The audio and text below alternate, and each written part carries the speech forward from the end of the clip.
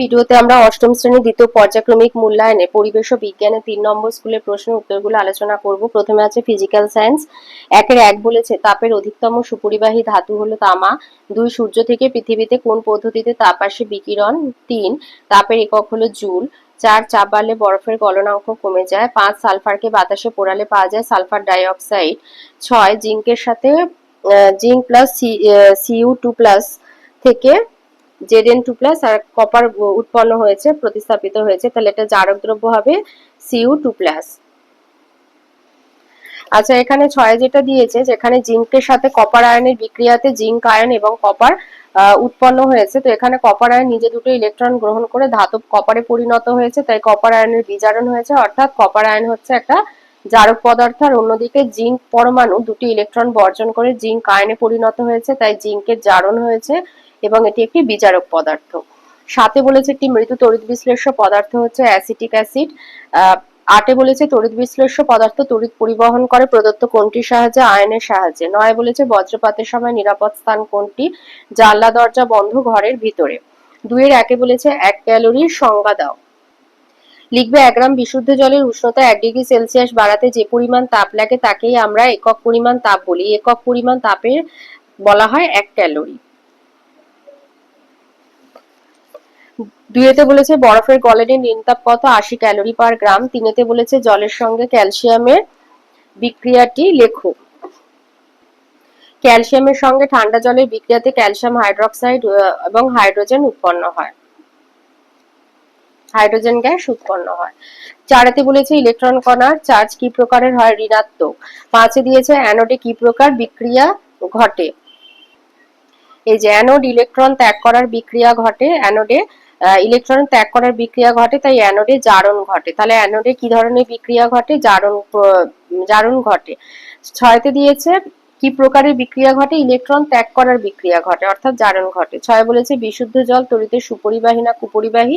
কুপরিবাহী। 7 দিয়েছে এলইডির পুরো নাম কি? Light emitting diode. 3 আসি। 1 বলেছে বাষ্পায়ন এবং স্ফুটনের মধ্যে পার্থক্য লেখো। আচ্ছা, আগে বাষ্পায়নটা বলে নিচ্ছি। 1 হচ্ছে স্থান, বাষ্পায়ন তরলের উপরিতল থেকে হয়। 2 উষ্ণতা, যে কোনো উষ্ণতাতেই বাষ্পায়ন সম্ভব। 3 বৈশিষ্ট্য, বাষ্পায়ন নিঃশব্দে ধীরে ধীরে হয়। 4 চাপের প্রভাব, বাষ্পায়ন যে কোনো চাপে ঘটতে পারে। 5 উষ্ণতার পরিবর্তন, বাষ্পায়নে তরলের উষ্ণতা কমে যায় কারণ অবস্থান্তরের জন্য প্রয়োজনীয় লীন তাপ তরল নিজ দেহ থেকেই সংগ্রহ করে। স্ফুটন, তরলের সমগ্র তল থেকে স্ফুটন হয়। স্ফুটন শুধুমাত্র একটা নির্দিষ্ট উষ্ণতাতেই ঘটে। 3 হচ্ছে বৈশিষ্ট্য, স্ফুটন সশব্দে দ্রুত হারে হয়। 4 হচ্ছে চাপের প্রভাব, তরলের উপরে থাকা বাষ্পের চাপ যখন বাইরের বায়ুচাপের সমান হয় সেই বিশেষ শর্তে স্ফুটন হয়। আর 5 হচ্ছে উষ্ণতার পরিবর্তন, স্ফুটনের সময় তরলের উষ্ণতা স্থির থাকে, এক্ষেত্রে প্রয়োজনীয় লীনতাপ তরলকে বাইরে থেকে সরবরাহ করা হয়। 2 দিয়েছে 100 ক্যালোরি তাপ যোগ করে 5 গ্রাম জলের উষ্ণতা কত ডিগ্রি সেলসিয়াস বাড়ানো যাবে? তো জলের ভর হচ্ছে m, 5 গ্রাম, আপেক্ষিক তাপ s হচ্ছে 1 ক্যালোরি পার গ্রাম ডিগ্রি সেলসিয়াস। এবার 100 ক্যালোরি তাপ প্রয়োগ করে জলের উষ্ণতা ডেল্টা টি বৃদ্ধি পেলে আমরা জানি প্রযুক্ত তাপ ক্যাপিটাল H সমান ms ডেল্টা টি। তাহলে উষ্ণতা বৃদ্ধি ডেল্টা টি সমান 100/5 গুণ 1 মানে 20 ডিগ্রি সেলসিয়াস। 4 আসি। 4 1 বলেছে তাপগ্রাহী আর তাপমোচী পরিবর্তন কাকে বলে? তাপমোচী পরিবর্তন যে সমস্ত রাসায়নিক পরিবর্তনে তাপ উৎপন্ন হয় তাদের তাপমোচী রাসায়নিক পরিবর্তন বলে। যেমন কার্বন আর অক্সিজেনের বিক্রিয়াতে কার্বন ডাই অক্সাইড এবং তাপ উৎপন্ন হয়। এছাড়া পোড়াচুন জলের বিক্রিয়া আছে, মিথেন গ্যাসের দহন আছে।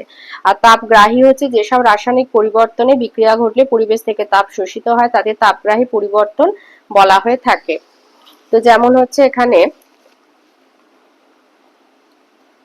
এই যে ক্যালসিয়াম কার্বনেটকে 100 ডিগ্রি সেলসিয়াস উত্তপ্ত করলে calcium oxide, carbon die oxide এবং তাপ শোষিত হয়। 2 দিয়েছে ধাতব পরিবাহী এবং তড়িৎ বিশ্লেষ্য পদার্থের মধ্যে পার্থক্যগুলি লেখো। ধাতব পরিবাহীটা বলছি, 1 হচ্ছে ধাতুর মধ্যে দিয়ে তড়িৎ পরিবহন করে ধাতু মধ্যস্থ মুক্ত ইলেকট্রনগুলি। 2 হচ্ছে ধাতু কঠিন অবস্থায় তড়িৎ পরিবহন করে। 3 তড়িৎ পরিবহনে ধাতুর কোনো রাসায়নিক পরিবর্তন ঘটে না। 4 ধাতুর মধ্যে দিয়ে তড়িৎ পরিবহনে কোনো পদার্থের স্থানান্তর ঘটে না। 5 ধাতুর পরিবহন ক্ষমতা উষ্ণতা বৃদ্ধির সঙ্গে সঙ্গে হ্রাস পায়। আর 6 কপার ধাতু তড়িতের সুপরিবাহী কিন্তু তড়িৎ অবিশ্লেষ্য কারণ তড়িৎ প্রবাহের ফলে কপার বিয়োজিত হয় না। তড়িৎ বিশ্লেষ্য হচ্ছে দ্রবীভূত বা গলিত অবস্থায় তড়িৎ বিশ্লেষ্য পদার্থে তড়িৎ পরিবহন করে উৎপন্ন ক্যাটায়ন এবং অ্যানায়নগুলি। 2 হচ্ছে তড়িৎ বিশ্লেষ্য কঠিন অবস্থায় তড়িৎ পরিবহন করে না, কেবলমাত্র জলে দ্রবীভূত বা গলিত অবস্থায় তড়িৎ পরিবহন করে। 3 তড়িৎ পরিবহনের ক্ষেত্রে তড়িৎ বিশ্লেষ্য পদার্থের রাসায়নিক পরিবর্তন ঘটে এবং নতুন ধর্মবিশিষ্ট পদার্থ উৎপন্ন হয়। 4 তড়িৎ বিশ্লেষ্য পদার্থের মধ্য দিয়ে তড়িৎ পরিবহনে বিভিন্ন তড়িৎদ্বারে বিভিন্ন পদার্থ সঞ্চিত হয়। 5 হচ্ছে উষ্ণতা বাড়ালে তড়িৎ বিশ্লেষ্য পদার্থের মধ্য দিয়ে তড়িৎ পরিবহন ক্ষমতা বৃদ্ধি পায়। আর 6 কপার সালফেট একটি তড়িৎ বিশ্লেষ্য, কারণ তড়িৎ প্রবাহের ফলে এটি কপার আয়ন এবং সালফেট আয়নে বিয়োজিত হয়। 3 দিয়েছে অনুঘটকের বৈশিষ্ট্যগুলি লেখো।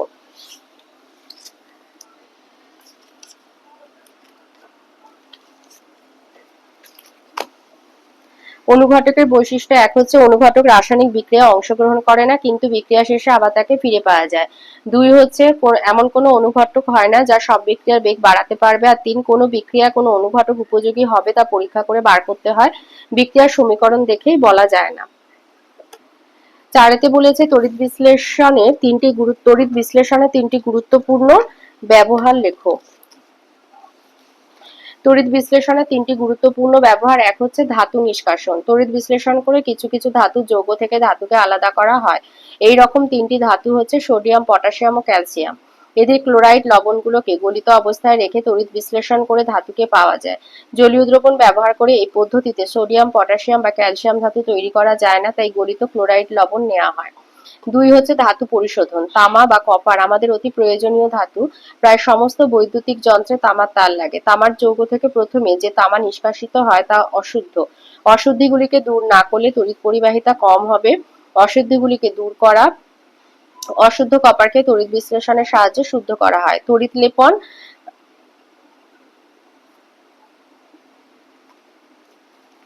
তড়িৎ লেপনটা এখান থেকে লিখবে যে ধাতুর জিনিসগুলো পরিবেশের বাতাস এবং জলের হাত থেকে রক্ষা করার জন্য আর অপেক্ষাকৃত দীর্ঘস্থায়ী করার জন্য অন্য কম সক্রিয় ধাতুর একটা প্রলেপ দেওয়া হয়ে থাকে। এর একটা কারণ হচ্ছে জিনিসগুলোকে আমাদের চোখে আরো আকর্ষণীয় করে তোলা। তড়িৎ বিশ্লেষণ পদ্ধতির সাহায্যে একটা ধাতুর জিনিসের উপরে আরেকটা ধাতুর প্রলেপ দেওয়ার পদ্ধতিকে তাকে বলা হয় তড়িৎ লেপন। 5 দিয়েছি বিভব পার্থক্য কিভাবে বজায় থাকে তার সংক্ষেপে লেখো। আর বাড়ির সবচেয়ে উঁচু স্থানে ধাতুর দণ্ড আটকানো হয় কেন? এটা বজ্র নিরোধক হিসাবে আটকানো হয়। আর বলেছে যে বিভব পার্থক্য কিভাবে বজ্র বিদ্যুৎ সৃষ্টি করে, সংক্ষেপে লেখো। এইটা লিখবে যে বজ্রপাত হচ্ছে প্রকৃতির সেই ব্যবস্থা যা ঊর্ধ্বাকাশ এবং ভূপৃষ্ঠের মধ্যে বিভব পার্থক্য বজায় রাখে। মেঘ ও মাটির বিভব পার্থক্য খুব বেশি হলে অত্যন্ত বড় স্ফুলিঙ্গের আকারে ঋণাত্মক তড়িতাধান মেঘ থেকে মাটিতে চলে আসে এবং বজ্রপাত ঘটে। আর বজ্রপাতের সময়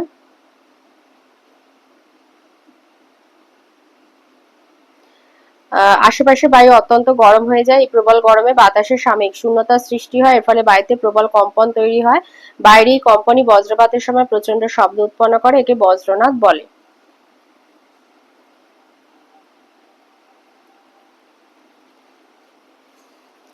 আর এখানে যেটা দিয়েছে বাড়ির সবচেয়ে উঁচু স্থানে ধাতুর দণ্ড আটকানো হয় কেন, এটা বজ্র নিরোধক হিসাবে বাড়িকে বজ্রপাতের হাত থেকে রক্ষা করবার জন্য বাড়ির উঁচু স্থানে এই যে বজ্রপাত থেকে বাড়ি আর বাড়ির মধ্যেকার বৈদ্যুতিক সরঞ্জাম রক্ষা করার জন্য বজ্র নিরোধক হিসাবে আটকানো হয়। এটা আছে বইয়ের 155 পাতায়। এবারে আসি লাইফ সায়েন্সে। 1 রাইতে বলেছে মানবদেহে যে ব্যাকটেরিয়া প্লেগ রোগের সৃষ্টির জন্য দায়ী তার নাম হচ্ছে ইয়ারসিনিয়া পেস্টিস। 2 চিনি পাওয়া যায় যে ফসল থেকে আখ। 3 বলেছে একটি মাইনর কার্পের উদাহরণ হচ্ছে বাটা। 2 এর 1 বলেছে বসন্ত রোগকে সংক্রামক রোগ বলা হয় কেন? বসন্ত রোগ মানে হচ্ছে স্মল পক্স। তো এটা লিখবে যে রোগাক্রান্ত মানুষের নাক মুখ থেকে হাঁচি ও কাশির মাধ্যমে ছড়িয়ে পড়া ক্ষুদ্র ক্ষুদ্র মিউকাস কণা জীবাণুপূর্ণ বাতাসে ভাসতে থাকে। সুস্থ মানুষের দেহে প্রশ্বাস বায়ুর মাধ্যমে জীবাণু প্রবেশ করে রোগ সৃষ্টি করে।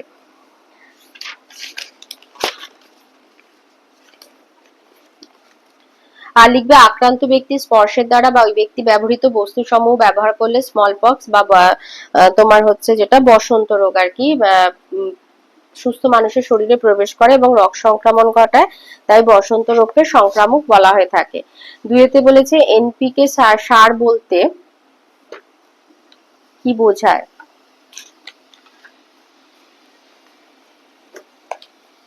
এইটা লিখবে যে এনপিকে কি? উদ্ভিদের বৃদ্ধি ও ফলন বাড়ানোর উদ্দেশ্যে যে অজৈব সার মাটিতে প্রয়োগ করা হয় তা জমির তিনটি প্রাথমিক মৌলের ঘাটতি পূরণ করে।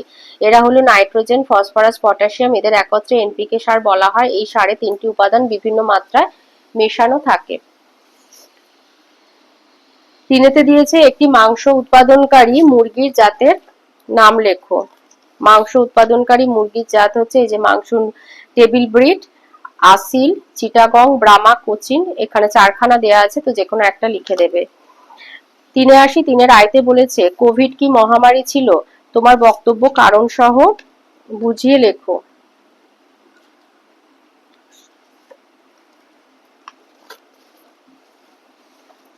লিখবে যে 2019 সালের ডিসেম্বর মাসে চীন দেশে উহান অঞ্চলের মাঝবয়সী মানুষের মধ্যে হঠাৎই কাশি, জ্বর, শ্বাসকষ্ট রোগের এক ব্যাপক প্রাদুর্ভাব ঘটে। অল্প কয়েক মাসের মধ্যেই সেই রোগ চীনের বাইরে সমগ্র এশিয়া মহাদেশ তথা ইউরোপ, আমেরিকা, অস্ট্রেলিয়া, আফ্রিকা, এমনকি সারা বিশ্বে ব্যাপক মাত্রায় ছড়িয়ে পড়ে। এই রোগে প্রায় 2 বছরের বেশি সময় ধরে সারা পৃথিবীকে স্তব্ধ করে ফেলেছিল। 2020 থেকে 2024 সালের মধ্যে সারা পৃথিবীতে 70 লক্ষেরও বেশি মানুষ এই রোগে প্রাণ হারিয়েছে। তো এটা বলেছে যে মহামারী কি ছিল কিনা। তাহলে মহামারী কাকে বলা হয়? যে যে একটি রোগের প্রাদুর্ভাব এক বিস্তীর্ণ এলাকা জুড়ে একটা নির্দিষ্ট সময় প্রচুর সংখ্যক মানুষের মধ্যে হয়েছিল। যে কোনো রোগের ব্যাপক প্রাদুর্ভাবকে মহামারী বলা হয়। তাই কোভিড-19 মহামারী ছিল না, কোভিড-19 ছিল অতিমারী বা প্যান্ডেমিক। এই যে যখন কোনো মহামারী এক অভূতপূর্ব ব্যাপকতা ধারণ করে, যার ফলে একাধিক দেশ এমনকি একাধিক মহাদেশে প্রচুর মানুষ এই রোগে আক্রান্ত হয়, সেই মহামারীকে অতিমারী বলা হয়ে থাকে। এর সাথে দিয়েছে কোন ভারতীয় বিজ্ঞানী কালাজ্বরের ওষুধ আবিষ্কার করেছিলেন? কালাজ্বরের ওষুধ আবিষ্কার করেছিলেন এই যে ভারতীয় বিজ্ঞানী উপেন্দ্রনাথ ব্রহ্মচারী। 1922 সালে কালাজ্বরের ওষুধ প্রথম আবিষ্কার করে। দুইতে বলেছে একটি উদাহরণের সাহায্যে শস্য আবর্তন কিভাবে হয় তা সংক্ষেপে লেখো আর এর গুরুত্ব লেখো।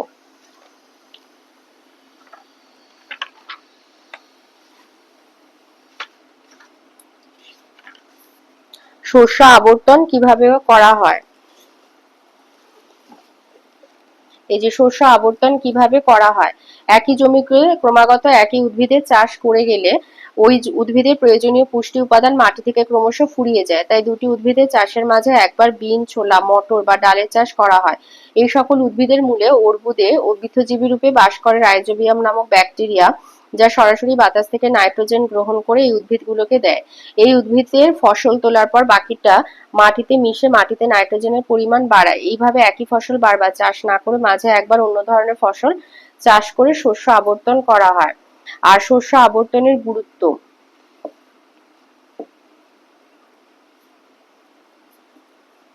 শস্য আবর্তনের গুরুত্ব এটা দেবে যে কি কি সুবিধা পাওয়া যায়, মানে এটাই গুরুত্ব। শস্য আবর্তনের মাধ্যমে মাটির উৎপাদন শক্তি অপরিবর্তিত রাখা যায়। একই ফসল বারবার চাষ না করে মাঝে একবার সিম্বু গোত্রীয় উদ্ভিদে চাষ করা হয়। এই ধরনের উদ্ভিদের মূলে বসবাসকারী রাইজোবিয়াম নামক মিথজীবী ব্যাকটেরিয়া বাতাসে নাইট্রোজেন আবদ্ধকরণে সক্ষম। ফলস্বরূপ মাটিতে নাইট্রোজেন যৌগের পরিমাণ বেড়ে যায়। এর ফলে মাটিতে রাসায়নিক সার প্রয়োগের প্রয়োজনীয়তা কমে আর মাটি প্রাকৃতিক উপায়ে উর্বর হয়ে ওঠে। তিনেতে দিয়েছে রাসায়নিক দমন পদ্ধতিতে ক্ষতিকারক প্রাণীদের খুব তাড়াতাড়ি মৃত্যু হলেও নানা সমস্যা দেখা দিতে পারে। তিনটি কারণ সহ বক্তব্যটির যথার্থতা বুঝিয়ে লেখো। এই উত্তরটা লিখবে যে রাসায়নিক দমন পদ্ধতিতে ক্ষতিকারক প্রাণীদের মৃত্যু তাড়াতাড়ি হলেও যেসব সমস্যাগুলো দেখা দিতে পারে সেগুলো হচ্ছে: 1. ক্ষতিকারক প্রাণীগুলির মধ্যে নির্দিষ্ট একটি রাসায়নিকের বিরুদ্ধে প্রতিরোধ গড়ে উঠতে পারে। 2. রাসায়নিকগুলি বিভিন্নভাবে পুকুর, ডোবা, নদী, হ্রদ বা অন্য জলাশয়ের জলে মিশে দূষণ সৃষ্টি করতে পারে। 3. রাসায়নিক উপাদানগুলি খাদ্য শৃঙ্খলে প্রবেশ করলে খাদ্য শৃঙ্খলের শেষের দিকে জীবদের ক্ষতি হতে পারে। 4. রাসায়নিক উপাদানগুলি ফল বা শাকসবজির মাধ্যমে মানুষ বা অন্যান্য প্রাণীর দেহে প্রবেশ করলে সমস্যা দেখা দিতে পারে। আর 5 হচ্ছে রাসায়নিক উপাদানগুলির প্রভাবে মৌমাছি, প্রজাপতি প্রভৃতি উপকারী পতঙ্গের জীবনহানি ঘটতে পারে।